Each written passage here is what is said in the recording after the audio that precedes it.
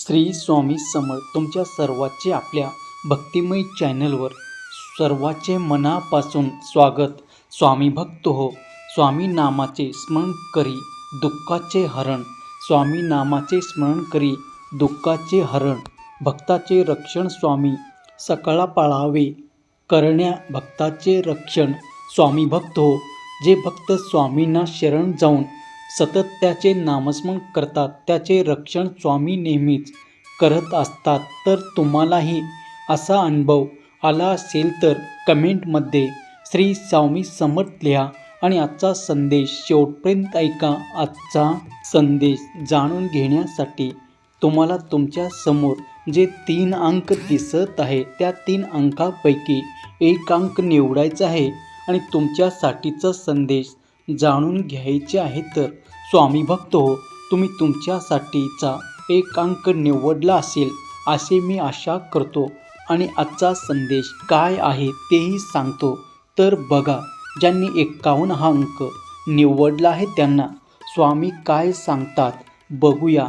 स्वामी महाराज अशा भक्तांना सांगतात, अरे भूतकाळाचा जर विचार केला तर तुझ्या डोळ्यात फक्त पाणी येईल.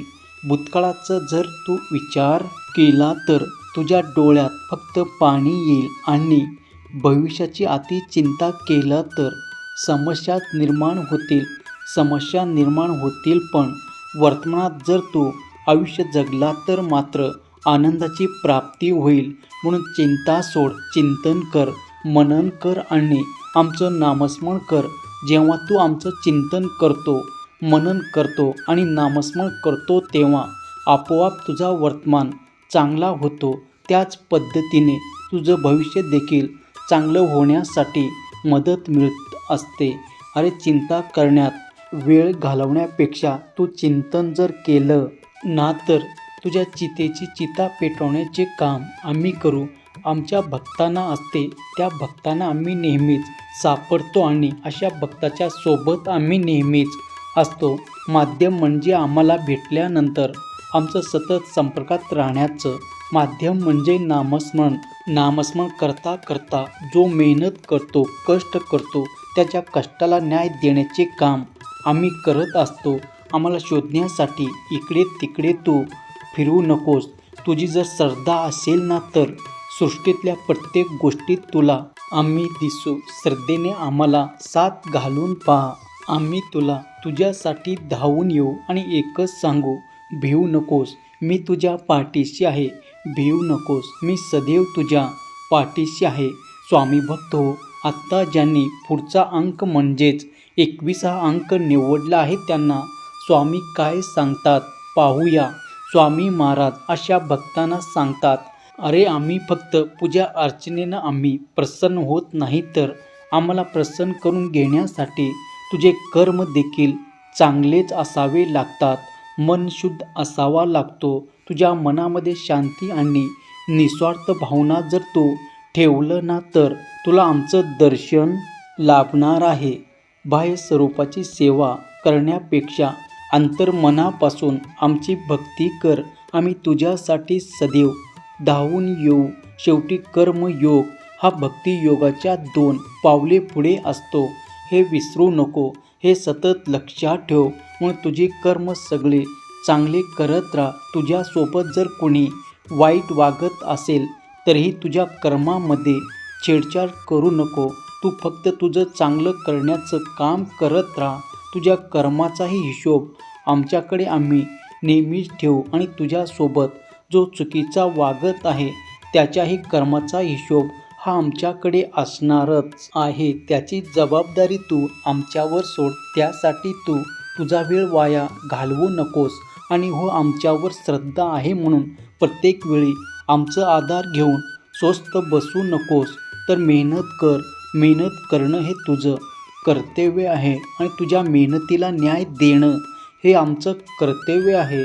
ज्याप्रमाणे चंद्र ताऱ्याची साथ सोडत नाही त्याचप्रमाणे आम्ही देखील आमच्या भक्ताची साथ कधीही सोडत नाही. भक्ताच्या प्रत्येक संकटात, प्रत्येक कष्टात आम्ही त्याच्यासोबत असतो.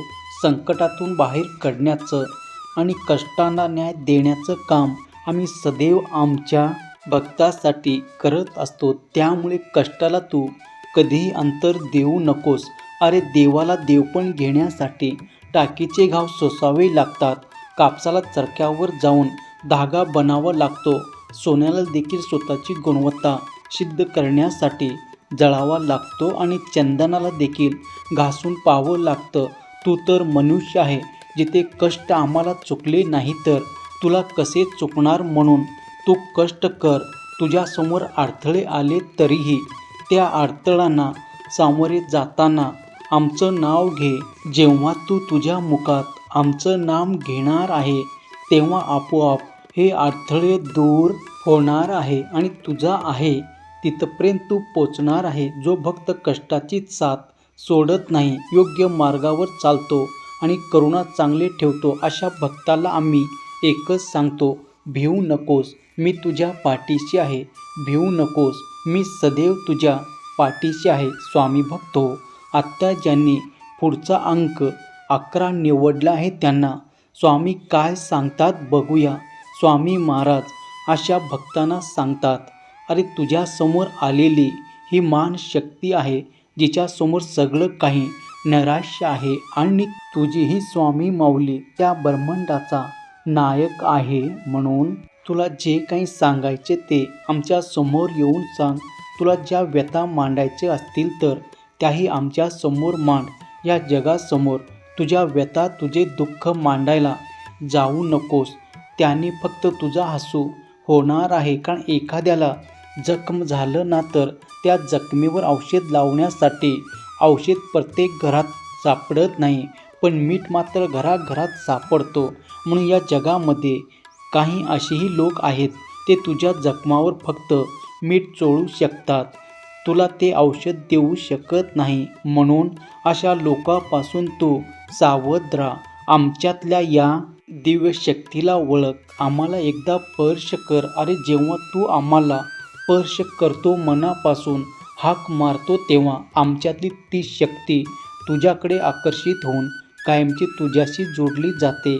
आणि जेव्हा आम्ही आमच्या भक्ताशी जोडला जातो तेव्हा मात्र आमचा भक्त कधीही एकटा पडत नाही. म्हणून तुला सांगतोय की तुला जर विश्वास ठेवायचा असेल ना तर तो फक्त आमच्यावर ठेव, कारण हे जग विश्वासाच्या लायकीचे नाही. तू जेवढा लवकर या जगावर विश्वास ठेवतो ना, या विश्वासाला लवकर तुला विश्वासघाताला सामोरे जावे लागेल आणि तुझी अपेक्षा भंग होईल. म्हणून अपेक्षाभंगासारखं दुःख तुझ्या वाट्याला येऊ नये याकरता तू अपेक्षा आमच्याकडून ठेव आणि आमच्याशी एकरूप हो. अरे जेव्हा तू आमच्याशी जोडलेला असतो तेव्हा हे सगळं जग जिंकून देण्याची ताकद आम्ही तुझ्यामध्ये निर्माण करत असतो. प्रत्येक गोष्टीची वेळ ही निश्चित असते. अरे कधीही कुठेही स्वतःहून जात नाही तर तुला नेलं जातं, कारण हा खेळ तुझा नसतो तर हा खेळ आमचा असतो, नियतीचा असतो. आणि या नीतीच्या खेळामध्ये जो खेळाडू प्रामाणिकपणे चांगले कर्म करून कष्टाने आणि आमच्यावर विश्वास ठेवून खेळायला जातो ना, तोच खेळाडू यशस्वी होत असतो. कारण अशा खेळाडूला म्हणजे अशा भक्ताला जिंकण्याची जबाबदारी आम्ही उचलत असतो. अरे पण जेव्हा तुला जिंकायचं असतं, जेव्हा तुला काहीतरी मिळवायचं असतं, तेव्हा तुझ्या आमच्यावरचा विश्वास तर महत्त्वाचा असतोच, परंतु तुझा स्वतःवरचा विश्वास तितकाच दांडका असायला हवा. त्यामुळे स्वतःतील आत्मविश्वास कधी कमी होऊ देऊ नकोस. स्वतःच्या मनाला भरकटू देऊ नकोस.